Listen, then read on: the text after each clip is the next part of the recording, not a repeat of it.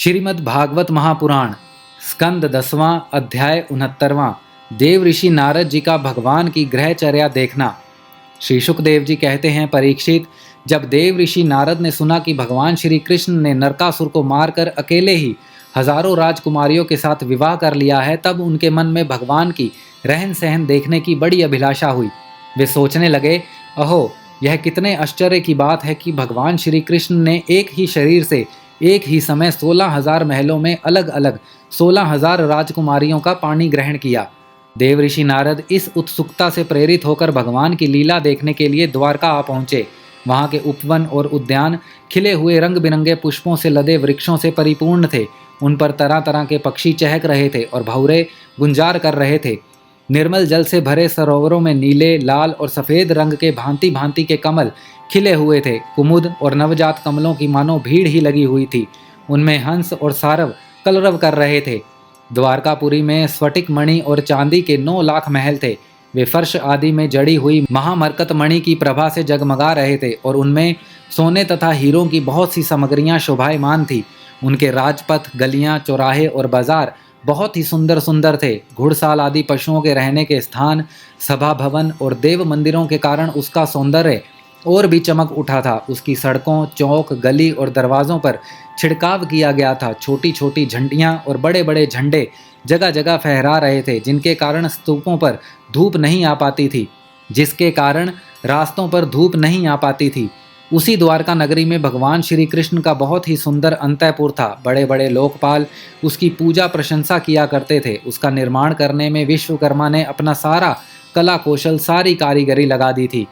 उस अंतःपुर में भगवान की रानियों के 16,000 से अधिक महल शोभायमान थे। उनमें से एक बड़े भवन में देव ऋषि नारद जी ने प्रवेश किया। उस महल में मूंगे के खंभे, वैदुर्य के उत्तम उत्तम छज्जे और इंद्रनील मणि की दीवारें जगमगा रही थी और वहाँ की गंचें भी ऐसी इंद्रनील मणियों से बनी हुई थी जिसकी चमक किसी प्रकार कम नहीं होती। विश्वकर्मा ने बहुत से ऐसे चंदोवे बना रखे थे जिनमें मोती की लड़ियों की झालरें लटक रही थी। हाथी दांत के बने हुए आसन और पलंग थे जिनमें श्रेष्ठ श्रेष्ठ मणि जड़ी हुई थी।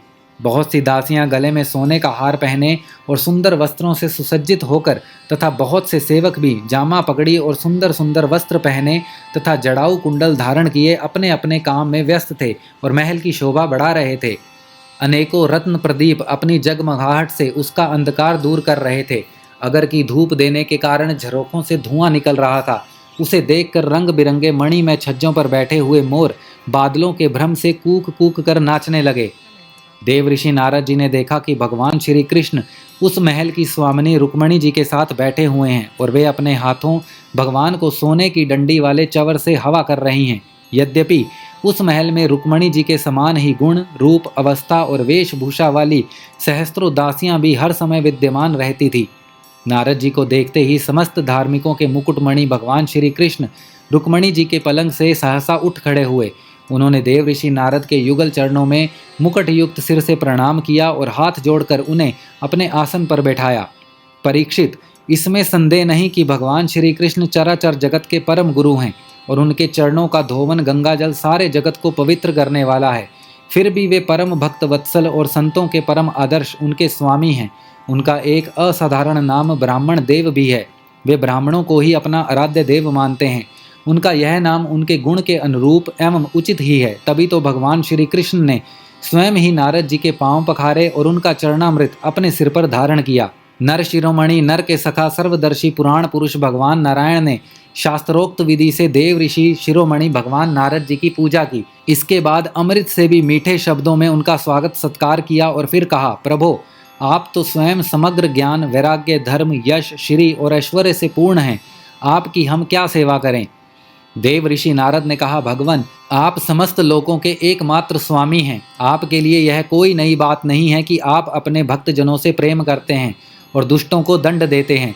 परम यशस्वी प्रभो, आपने जगत की स्थिति और रक्षा के द्वारा समस्त जीवों का कल्याण करने के लिए स्वेच्छा से अवतार ग्रहण किया है। भगवान, यह बात हम भली भांति जानते हैं। यह बड़े सौभाग्य की बात है कि आज मुझे आपके चरण कमलों के दर्शन हुए हैं। आपके ये चरण कमल संपूर्ण जनता को परम साम्य मोक्ष देने में समर्थ हैं। जिनके ज्ञान की कोई सीमा ही नहीं है, वे ब्रह्मा, शंकर आदि सदा सर्वदा अपने हृदय में उनका चिंतन करते रहते हैं। वास्तव में वे श्री चरण ही संसार रूप कुएं में गिरे हुए लोगों को बाहर निकालने के लिए अवलंबन हैं। आप ऐसी कृपा कीजिए कि आपके उन चरण कमलों की स्मृति सर्वदा बनी रहे और मैं चाहे जहाँ भी रहूँ, जैसे रहूँ, उनके ध्यान में तन्मय रहूँ। परीक्षित, इसके बाद देव ऋषि नारद जी योगेश्वर के भी ईश्वर भगवान श्री कृष्ण की योग माया का रहस्य जानने के लिए उनकी दूसरी पत्नी के महल में गए। वहां उन्होंने देखा कि भगवान श्री कृष्ण अपनी प्राण प्रिया और उद्धव जी के साथ चौसर खेल रहे हैं। वहां भी भगवान ने खड़े होकर उनका स्वागत किया, आसन पर बैठाया और विधिवत सामग्रियों द्वारा बड़ी भक्ति से उनकी अर्चना पूजा की। इसके बाद भगवान ने नारद जी से अनजान की तरह पूछा, आप यहाँ कब पधारे? आप तो परिपूर्ण आत्मा राम आप्त काम हैं और हम लोग हैं अपूर्ण। ऐसी अवस्था में भला हम आपकी क्या सेवा कर सकते हैं? फिर भी ब्रह्म स्वरूप नारद जी, आप कुछ न कुछ आज्ञा अवश्य कीजिए और हमें सेवा का अवसर देकर हमारा जन्म सफल कीजिए। नारद जी यह सब देख सुनकर चकित और विस्मित हो रहे थे। वे वहां से उठकर चुपचाप दूसरे महल में चले गए। उस महल में भी देव ऋषि नारद ने देखा कि भगवान श्री कृष्ण अपने नन्हे नन्हे बच्चों को दुलार रहे हैं। वहां से फिर दूसरे महल में गए तो क्या देखते हैं कि भगवान श्री कृष्ण स्नान की तैयारी कर रहे हैं। इसी प्रकार देव ऋषि नारद ने विभिन्न महलों में भगवान को भिन्न भिन्न कार्य करते देखा। कहीं वे यज्ञ कुंडों में हवन कर रहे हैं तो कहीं पंच महायज्ञों से देवता आदि की आराधना कर रहे हैं, कहीं ब्राह्मणों को भोजन करा रहे हैं तो कहीं यज्ञ का अवशेष स्वयं भोजन कर रहे हैं, कहीं संध्या कर रहे हैं तो कहीं मौन होकर गायत्री का जप कर रहे हैं, कहीं हाथों में ढाल तलवार लेकर उसको चलाने के पैंतरे बदल रहे हैं, कहीं घोड़े, हाथी अथवा रथ पर सवार होकर श्री कृष्ण विचरण कर रहे हैं, कहीं पलंग पर सो रहे हैं तो कहीं वंदी जन उनकी स्तुति कर रहे हैं।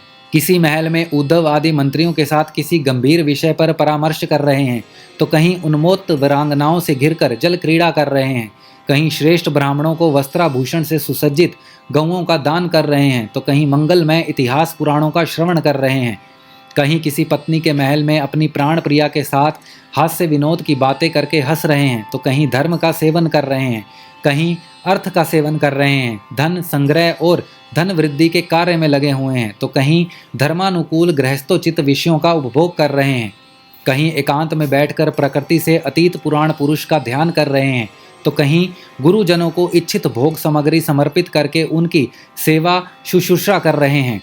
देव ऋषि नारद ने देखा कि भगवान श्री कृष्ण किसी के साथ युद्ध की बात कर रहे हैं तो किसी के साथ संधि की, कहीं भगवान बलराम जी के साथ बैठकर सत्पुरुषों के कल्याण के बारे में विचार कर रहे हैं, कहीं उचित समय पर पुत्र और कन्याओं का उनके सदृश पत्नी और वरों के साथ बड़ी धूमधाम से विधिवत विवाह कर रहे हैं, कहीं घर से कन्याओं को विदा कर रहे हैं तो कहीं बुलाने की तैयारी में लगे हुए हैं। योगेश्वर भगवान श्री कृष्ण के इन विराट उत्सवों को देखकर सभी लोग विस्मित चकित हो जाते थे। कहीं बड़े बड़े यज्ञों के द्वारा समस्त देवताओं का यजन पूजन और कहीं कुएं, बगीचे तथा मठ आदि बनवाकर इष्टापूर्त धर्म का आचरण कर रहे हैं। कहीं श्रेष्ठ यादवों से घिरे हुए सिंधु देशीय घोड़े पर चढ़कर मृग्या कर रहे हैं। इस प्रकार यज्ञ के लिए मेघ पशुओं का संग्रह कर रहे हैं और कहीं प्रजा में तथा अंतपुरों में महलों में वेश बदलकर छिप रूप से सबका अभिप्राय जानने के लिए विचरण कर रहे हैं। क्यों ना हो, भगवान योगेश्वर जो हैं। परीक्षित, इस प्रकार मनुष्य की सी लीला करते हुए ऋषिकेश भगवान श्री कृष्ण की योग माया का वैभव देखकर देव ऋषि नारद जी ने मुस्कुराते हुए उनसे कहा, योगेश्वर आत्मदेव, आपकी योग माया ब्रह्मा जी आदि बड़े बड़े मायावियों के लिए भी अगम्य है, परंतु हम आपकी योग माया का रहस्य जानते हैं क्योंकि आपके चरण कमलों की सेवा करने से वह स्वयं ही हमारे सामने प्रकट हो गई है। देवताओं के भी आराध्य देव भगवान 14 भुवन आपके सुयश से परिपूर्ण हो रहे हैं। अब मुझे आज्ञा दीजिए कि मैं आपकी त्रिभुवन पावनी लीला का गान करता हुआ उन लोकों में विचरण करूं। भगवान श्री कृष्ण ने कहा, देव ऋषि नारद जी, मैं ही धर्म का उपदेशक, पालन करने वाला और उसका अनुष्ठान करने वालों का अनुमोदन करता भी हूँ। इसीलिए संसार को धर्म की शिक्षा देने के उद्देश्य से ही मैं इस प्रकार धर्म का आचरण करता हूँ। मेरे प्यारे पुत्र, तुम मेरी यह योग माया देखकर मोहित मत होना। श्री शुकदेव जी कहते हैं, इस प्रकार भगवान श्री कृष्ण गृहस्थों को पवित्र करने वाले श्रेष्ठ धर्मों का आचरण कर रहे थे। यद्यपि वे एक ही हैं, फिर भी देव ऋषि नारद जी उनको उनकी प्रत्येक पत्नी के महल में अलग अलग देखा। भगवान श्री कृष्ण की शक्ति अनंत है। उनकी योग माया का परम ऐश्वर्य बार बार देखकर देव ऋषि नारद के विस्मय और कौतूहल की सीमा न रही। द्वारका में भगवान श्री कृष्ण गृहस्थ की भांति ऐसे आचरण करते हैं मानो धर्म, अर्थ और काम पुरुषार्थों में उनकी बड़ी श्रद्धा हो। उन्होंने देव ऋषि नारद का बहुत सम्मान किया। वे अत्यंत प्रसन्न होकर भगवान का स्मरण करते हुए वहां से चले गए। राजन, भगवान नारायण सारे जगत के कल्याण के लिए अपनी अचिंत्य महाशक्ति योग माया को स्वीकार करते हैं और इस प्रकार मनुष्यों की सी लीला करते हैं। द्वारकापुरी में 16,000 से भी अधिक पत्नियां अपनी सल्लज एवं प्रेम भरी चितवन तथा मंद मंद मुस्कान से उनकी सेवा करती थी और वे उनके साथ विहार करते थे। भगवान श्री कृष्ण ने जो लीलाएं की हैं उन्हें दूसरा कोई नहीं कर सकता। परीक्षित, वे विश्व की उत्पत्ति, स्थिति और प्रलय के परम कारण हैं। जो उनकी लीलाओं का गान श्रवण और गान श्रवण करने वालों का अनुमोदन करता है, उसे मोक्ष के मार्ग स्वरूप भगवान श्री कृष्ण के चरणों में परम प्रेममयी भक्ति प्राप्त हो जाती है। श्रीमद् भागवत महापुराण स्कंद 10वां अध्याय 69वां समाप्त।